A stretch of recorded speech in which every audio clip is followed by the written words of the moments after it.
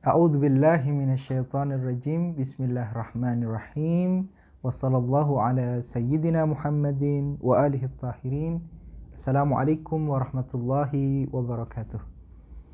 Alhamdulillah, kawan-kawan ngaji tafsir Al-Amsal, kita bisa melanjutkan kajian kita dalam rangkaian pembahasan surat Al-Fatihah.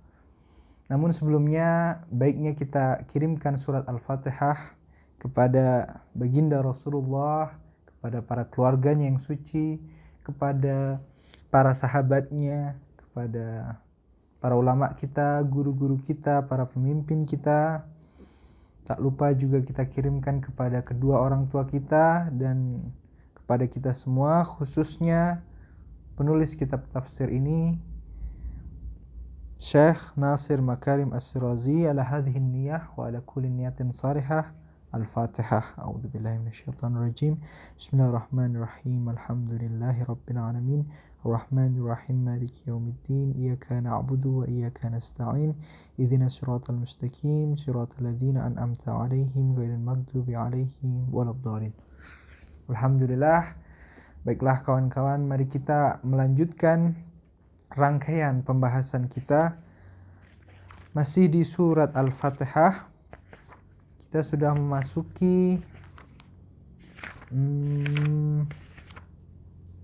ayat keempat dari surat Al-Fatihah, yang mana perlu kita review sedikit bahwa sebelumnya kita sudah membahas Bismillahirrahmanirrahim, yang merupakan ada spirit bahwa kita untuk memulainya dengan nama Allah.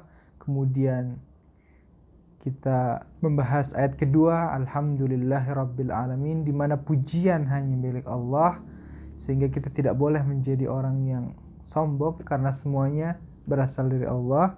Kemudian Ar-Rahmanir Rahim, membawa kita kepada kesadaran cinta dan kasih dalam segala perbuatan kita. Dan sekarang kita masuk ke ayat keempat, Maliki Yaumiddin. Baiklah, kita mulai. Bismillahirrahmanirrahim. Maliki Yaumiddin. At-tafsiru. Ar-raqizatu thaniyah. Al-imanu biyaumil qiyamah. Hadhihi al-ayatu talfitul anzara ila aslin hamin akhirin min usulil Islam huwa yaumul qiyamah. Maliki Yaumiddin. Wabidzalika yaktamilu mihwaral mabda' wal ma'ad alladhi ya'tabiru asasa kulli islahi akhlaki wa ijtima'i fi wujudil insan. Nah, ya ini fondasi keimanan kita terhadap hari kiamat.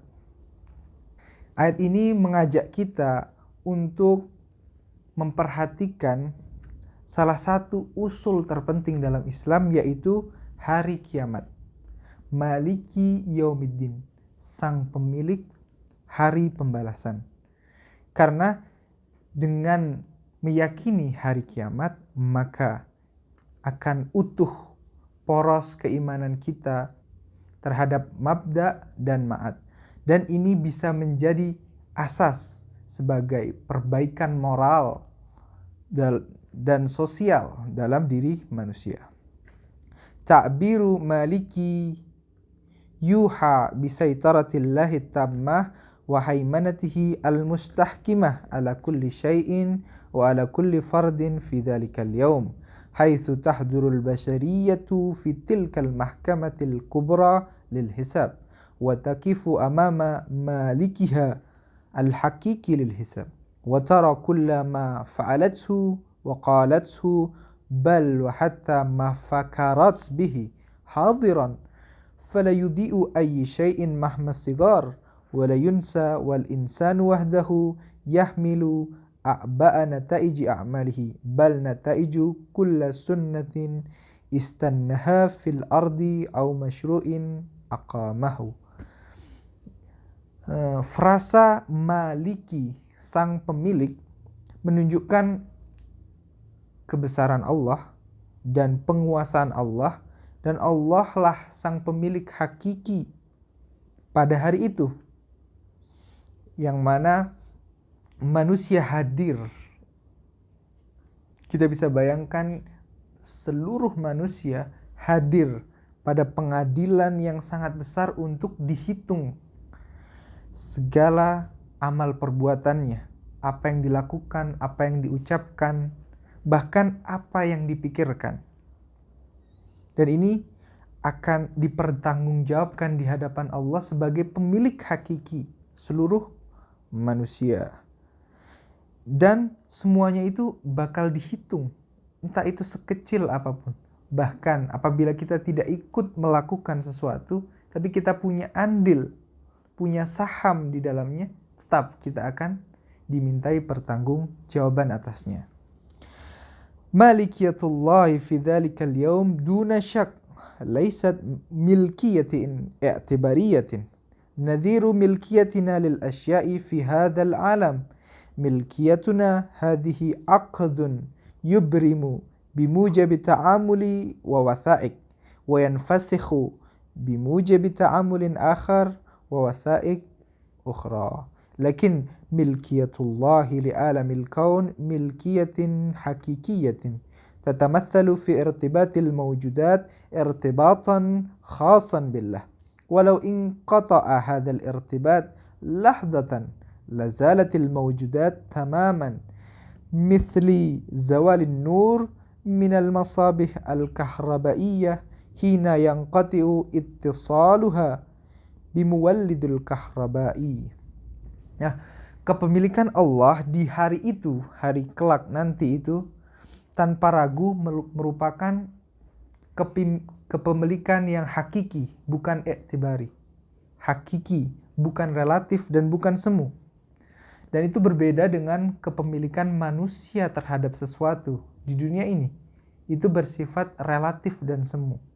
Itu semacam sebuah perjanjian saja, yang apabila ada perjanjian lain maka gugurlah kepemilikan tersebut. Dan kemudian kepemilikan Allah yang hakiki ini memiliki hubungan yang erat dengan manusia. Karena Allah sang pencipta, maka memiliki hubungan khusus antara Allah dan penciptanya. Dan hubungan ini apabila terputus saja sekejap, maka sirnalah manusia. Sebagaimana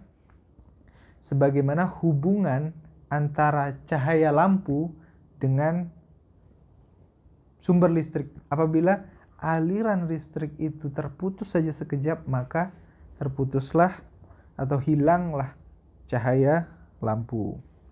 Biibaratin ukhra, malikiyatullah natijatun khalikiyatihi wa rububiyatihi, falladhi khalaqal mawjudat wa ra'aha wa rabbaha wa afadha 'alaiha al-wujud lahza bilahza, huwa al-malik al-hakiki lil mawjudat.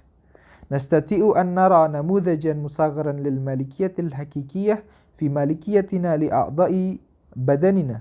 Nahnu namliku ma fi jasadina min ainin wa udhunin wa qalbin wa a'sabin, la bima'na al-i'tibari lil milkiyah, bal binaw'in min al-ma'na al-hakiki al-qa'im ala asasil irtibat wa ihatah.